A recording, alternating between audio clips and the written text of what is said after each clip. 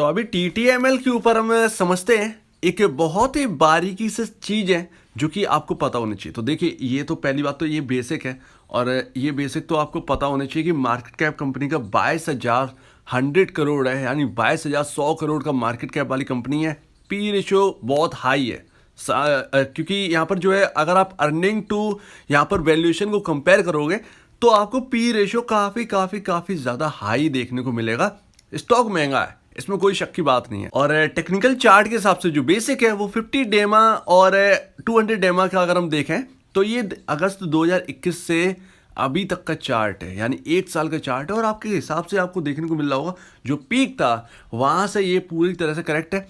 कुछ खबरें आई थी एजीआर वेजीआर के बाद, उसके बाद सरकार हिस्सेदारी लेगी और वगैरह वगैरह, उसके बाद ये स्टॉक क्रैश होता हुआ नजर आया था।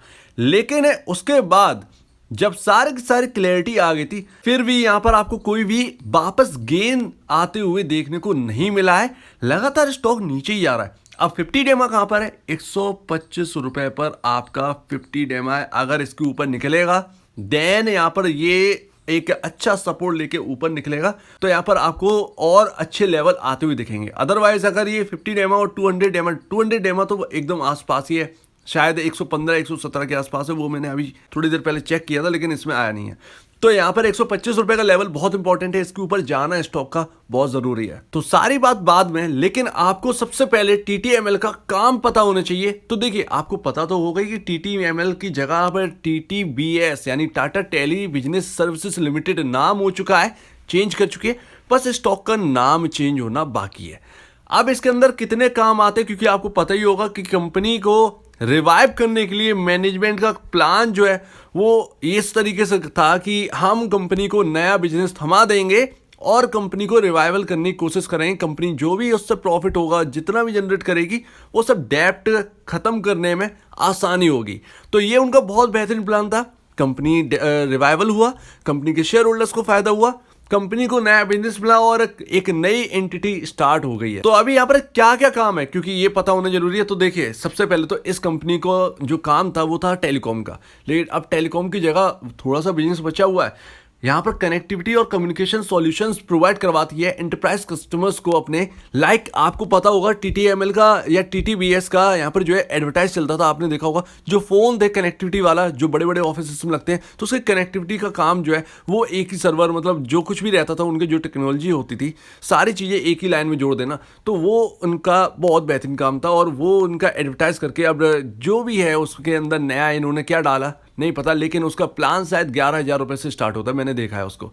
यहां पर जो है क्लाउड टेक्नोलॉजी के ऊपर देखते हैं, यहां पर कोलैबोरेशन करते हैं। ये सिक्योरिटी, साइबर सिक्योरिटी बहुत इंपॉर्टेंट है। किसी भी वर्क, किसी भी ऑफिस, किसी भी साइट, कुछ भी A to Z cyber security की बहुत जरूरत होती है, हैकर से दूर रहने की।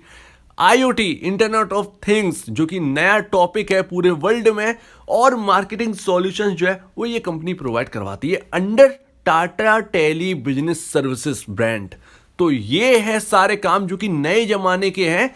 स्मॉल एंड मीडियम बिजनेसेस को ये आगे बढ़ाने में काम करते हैं। बहुत सारे नए नए चीजें जो है वो दी गई हैं। लेकिन ऐसे दौर पर शेयर होल्डिंग पैटर्न का ऐसा आना अपने आप में एक बड़ी बात है, और स्टेक बढ़ा दी है FIIs ने। यहाँ पर प्रमोटर जो है वो 76.36% होल्ड करते थे और करते हैं लगातार, और FIIs यहाँ पर कभी 0% थे, जो कि अब 1.59% से बढ़कर 2.34% इस कंपनी में आ चुके हैं।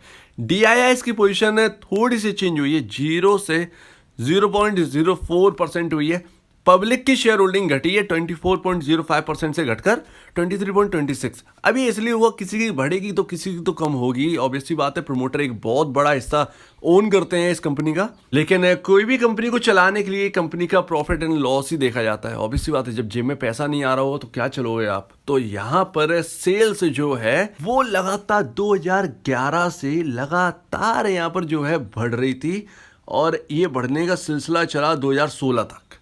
2,972 करोड़ रुपए की नेट सेल करके दिखाती थी कंपनी, लेकिन लॉस मेकिंग कंपनी थी पहले भी। मतलब 2011 2016 तक नेट सेल तो बढ़ रही थी, लेकिन लॉस मेकिंग कंपनी थी। 2016 के बाद डाउन टर्न यहाँ पर जो है स्टार्ट हो गया, और ये 2017 से 2021 तक ये डाउन टर्न चला।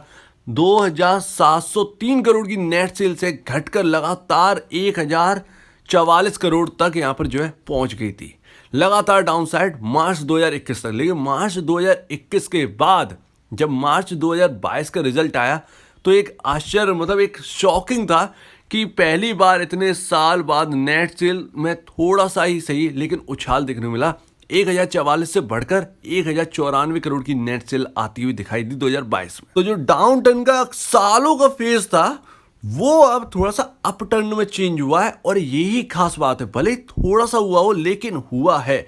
इसीलिए जो अब क्वार्टरली वन रिजल्ट आ रहे हैं ना, ये आपके लिए बहुत खास रहने वाले, क्योंकि ऑलरेडी बहुत ज़्यादा स्टॉक गिर चुका है। तो ये स्टॉक पर रिएक्ट करेगा। ये क्वार्टर वन जो आएगा उसका इम्पैक्ट इसके ऊपर देखने को मिलेगा।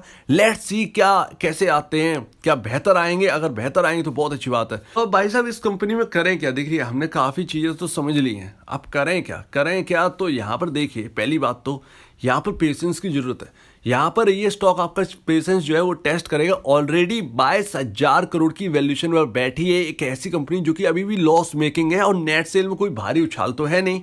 तो ये सब चीज़ें ना देखनी पड़ेंगी भाई। तो ये एक जो वैल्यूएशन पर बैठा है वो एक एक्चुअल वैल्यूएशन, एक रीजनेबल वैल्यूएशन पर ये स्टैंड कर रहा है। तो अभी ना कुछ मत करिए। मैं तो कहता हूं अगर किसी को इसके शेयर खरीदने हैं तो Q1 के रिजल्ट देखिए। Q1 के रिजल्ट में बहुत सारी चीजें निकल के आएंगी। Q1 के रिजल्ट में अगर नेट सेल बढ़ती हुई नजर आएगी तो आपको यहाँ पर जो है जरूर बेनिफिट मिलेगा। और बिजनेस जो है वो इनका बहुत यूनिक है। टाटा का बिजनेस कभी फेल नहीं होता। टाटा मतलब अगर कोई बिजनेस संभाल लिया तो संभाल ही लिया फिर, तो इस पर भरोसा करिए। लेकिन लॉन्ग टर्म के लिए यहाँ पर जो है आपको यहाँ पर देखना होगा, पेशेंस रखना होगा। और हाँ और ना में तो हमेशा रहेगी। मतलब इनका जो कर्ज है पहले वो कम होगा, फिर वो प्रॉफिट में आएंगे, तब जाके कुछ गाड़ी आगे बढ़ेगी। तो ये आपको देखना पड़ेगा, ये फेज से गुजरना है। और ऑलरेडी स्टॉक ने बहुत अच्छा रनअप दे दिया तो अभी शांति है। तो यहाँ पर ना आपको बहुत ज़्यादा एक्सपेक्टेशन मत रखिए, लेकिन आगे के लिए अगर बिजनेस देखें तो स्टॉक बहुत अच्छा है। तो Q1 पर नजर रखिए। Q1 क्योंकि नए बिजनेसेस अभी इनको थमाए गए हैं, उससे क्या रिजल्ट मिल रहा है ये देखिए। तो अगर आपको इस वीडियो में कोई प्रॉब्लम है, कुछ पूछना है, कुछ बताना, कुछ कहना है तो प्लीज कमेंट सेक्शन में कहिएगा। और आप दीजिए मुझे चाहे वीडियो देखने के लिए बहुत बहुत धन्यवाद दोस्तों।